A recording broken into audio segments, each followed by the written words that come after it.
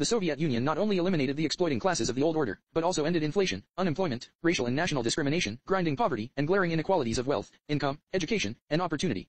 In 50 years, the country went from an industrial production that was only 12% of that in the United States to industrial production that was 80% and an agricultural output 85% of the U.S.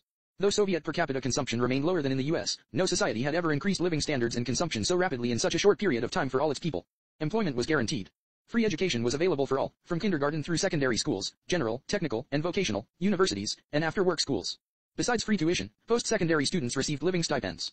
Free healthcare existed for all, with about twice as many doctors per person as in the United States. Workers who were injured or ill had job guarantees and sick pay. In the mid-1970s, workers averaged 21.2 working days of vacation, a month's vacation, and sanitariums, resorts, and children's camps were either free or subsidized. Trade unions had the power to veto firings and recall managers.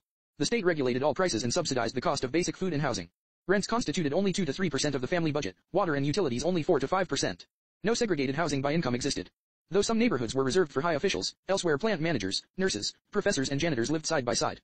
The government included cultural and intellectual growth as part of the effort to enhance living standards. State subsidies kept the price of books, periodicals, and cultural events at a minimum. As a result, workers often owned their own libraries, and the average family subscribed to 4 periodicals. UNESCO reported that Soviet citizens read more books and saw more films than any other people in the world. Every year the number of people visiting museums equaled nearly half entire population, and attendance at theaters, concerts, and other performances surpassed the total population. The government made a concerted effort to raise the literacy and living standards of the most backward areas and to encourage the cultural expression of the more than 100 nationality groups that constituted the Soviet Union. In Kyrgyzia, for example, only 1 out of every 500 people could read and write in 1917, but 50 years later nearly everyone could. In 1983, American sociologist Albert Szymanski reviewed a variety of Western studies of Soviet income distribution and living standards.